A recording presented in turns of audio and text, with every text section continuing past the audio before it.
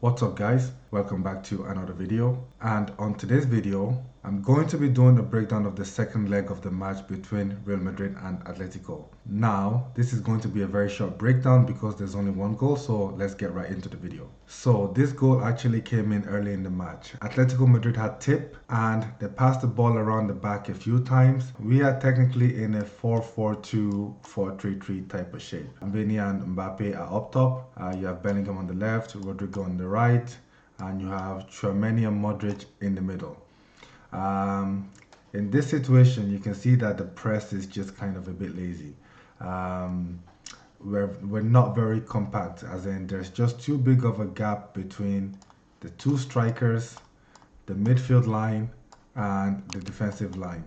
So there's lots of space for the Atletico Madrid players to exploit if they should so choose. So the defender gets the ball here. So as you can see, we have 1, 2, 3, 4, 5, 6 players in the Atletico Madrid half, but yet you have a player here with acres of space, you have a player here with acres of space, you have a player here with acres of space. Now you can't possibly close down every threat, but you would think that if you're going to be pressing the ball, you would at least make it more difficult for the player that's on the ball to be able to pick his head up and pick a pass, but no one even gets near him. So the Atletico Madrid defender plays a long ball into Julian Alvarez. Now you can see that this was clearly part of the plan of Atletico. This is probably something that they worked on. It is still lucky for them that it worked, but their whole plan was clearly to get the goal early. And as you can see, with that one pass of the ball, more than half of our team has been eliminated. Now, in this situation, Atletico Madrid have a 1, 2, 3, 4v4. And as I've said many times, when you're the defending team, you do not want to have the same numbers, and especially not to be outnumbered by the attacking team. So here, Asensio actually does very well to win this ball, but Tchouaméni is just a bit slow. He's a bit slow to react, and there's just no other Madrid players in the vicinity to give him a hand. So in this situation, he's kind of in a 1v3 against this Atletico Madrid players. Now, when this player gets the ball, he has plenty of space to drive into.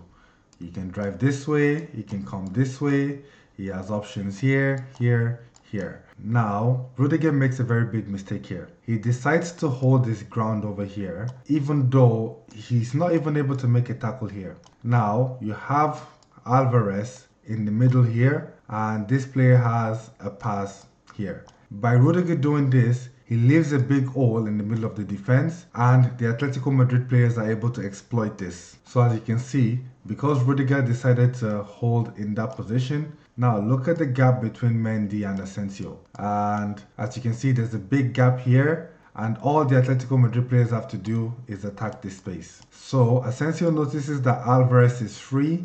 He runs over to try and mark him, and that leaves space for Gallagher to kind of exploit.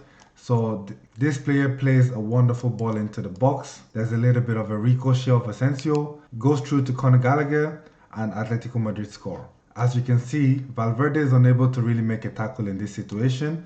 That's the gap that Rudiger should have been in, or at least Asensio should have been there and Rudiger should have been there. So in my opinion, this goal was a mixture of poor defending and poor pressing from our team. Nobody really got close to the Atletico Madrid player. They were able to just kick the ball up, and with one pass of the ball, they basically eliminated half of our team. And then after that, everybody was slow to get back. They were a bit lethargic in their defending. And finally, Rudiger makes a big mistake by deciding to hold instead of dropping and covering the hole. Now, on the other hand, I could also say that maybe this was very smart from Atletico Madrid. They saw an opportunity and they saw a weakness, and they exploited it to perfection. Now, since this was a bit of a short video, I want to go on a little tangent about the whole performance tonight and my issue with how we've been playing all season as a team. Now, when we were signing Mbappe, everyone thought that this was going to be the poison on the tip of an arrow that's already been so deadly for us in the last 2 seasons. It was supposed to be the signing that kind of completed what would be the most formidable attack in Europe, and it was being classified as possibly the scariest attack that Europe would have seen for a long time. But in all honesty, it's kind of been a bit of a disaster. Now, that's not to say that the team is still not doing well, because regardless of everything that's happened, we're still second on the table and we're through to a Champions League quarterfinal. So it's not all doom and gloom. The thing, however, that's been worrying is our performances against the big teams. Now, as we saw what happened to Liverpool the other night, every team has their day and anything can happen on any night. Obviously, when you're one of the biggest teams in the world, there's a lot of expectations that come with that. But it seems that this season, those expectations are not really being met. Now, the question is who's to blame? Is it the players? Are they getting a little bit complacent? Are they not showing energy? It's very difficult for a team that's won so much over the last few years. It's very difficult for them to stay motivated. A lot of players are dreaming of winning these big, big trophies. Like, look at Salah. He's been one of the best players in the world for many years, and he only has one Champions League trophy to his name. Look at Harry Kane, one of the best strikers in the world for many years, and he's yet to win a major trophy. So as a fan, this is not something that I take for granted. And I would like to say that I am very thankful and very grateful to our manager, what he's achieved and what he's done for us. But there comes a point when we have to call a spade a spade. And the performances that we've been displaying this season is clearly showing that this is a team that needs some new ideas. This is a team that needs new ideas, a new way of thinking. This is a team that needs a manager that's going to implement a clear identity and a clear pattern of play. And unfortunately, I don't think that Ancelotti is the right man to do this. It is very rarely that I've seen a manager where injury has actually helped save this career. For a lot of people that don't watch a lot of Madrid matches, it's very easy to think that, he's done such a fantastic job, and especially because of the injury problems that he's had, and he's made the best of it. But my alternative to that is the injuries he's had actually has saved his career more than anything, because the players that came on, they performed in ways that we would have never got to see if the players who got injured hadn't got injured. Ancelotti is the type of manager that doesn't really seem to understand or know how to incorporate the full strength of his squad. And I understand that it's not easy for a manager at the highest level. There's a lot of pressure, there's a lot of expectations, a lot of pressure from the fans, from the boards, from the media, to do well, to get results. And it's very easy for you to get set in your ways, to play the players that you think will get you the results you need. But what happens then is that these players end up playing 30, 40, 50 matches a season. They get very little rest, and because of this, they're more liable to pick up long-term injuries. Now, when this happens, it is important for any team to have players that are able to come on.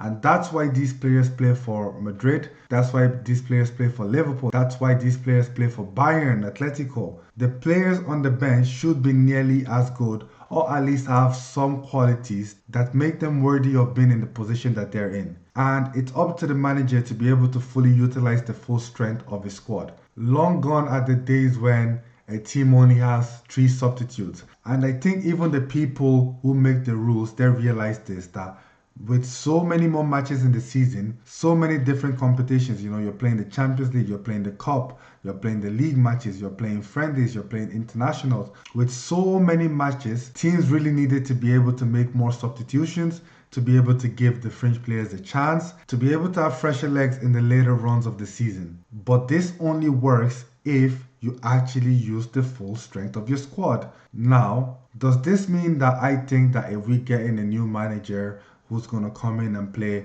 brilliant football, exciting football, does that mean that we're guaranteed to win every trophy? No, it does not. I'm well aware that a manager could come in, have all the right ideas, play all the right football, and still not win trophies. There is an element of luck to football. There's an element of good fortune. We saw it in the Liverpool and PSG match. PSG completely dominated the first leg and lost, whereas Liverpool dominated more of the second leg, but PSG won. and then they ended up winning on penalties. There is always going to be that aspect of football that's out of your control. Certain times decisions may go your way, and other times decisions might not go your way. But ultimately, the reason why we all watch this game is because we want to be entertained. We want to be entertained, we want to enjoy what we're seeing, we want to be wowed, we want to be impressed. And ultimately, I just haven't had that with Ancelotti as the manager. The football has just been so lethargic, so boring, so unimpressive, so dull. Like, it doesn't make me feel inspired. But it's the type of manager that no matter how poorly his team performs, there's just always enough quality in the team to be able to grind out a result. And we saw that again tonight. Everything suggested that we were going to lose this match, but yet somehow they were able to find a way to get the result. Now, the thing is, when a team plays well, we're so quick to give the manager the credit. So why is it that when a team plays bad, we always want to blame the players? Again, I'm going to use Everton as an example. When Sean Dyche was the manager, they were playing awful. Everyone thought that the team was dead, the players weren't good enough. All of a sudden, David Moyes becomes the manager. Boom, look where they are on the table. This Barcelona team under Xavi, Rafinha looked like the worst Brazilian player ever to kick a football. They had no cohesion. They looked like they had no idea.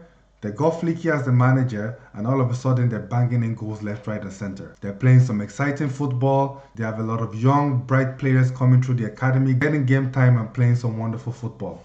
And even if you go to somewhere like the Championship, a team like Coventry City, they were not doing well. And when Lampard was appointed as the manager, especially with his track record, everyone thought that it was going to be a bad signing. All of a sudden, it's got them playing well, they've risen up the table, and they're scoring plenty of goals. So what exactly am I trying to say? The point I'm trying to make is that we can appreciate Ancelotti for what he's done, while understanding that maybe it's the best time for him to move on.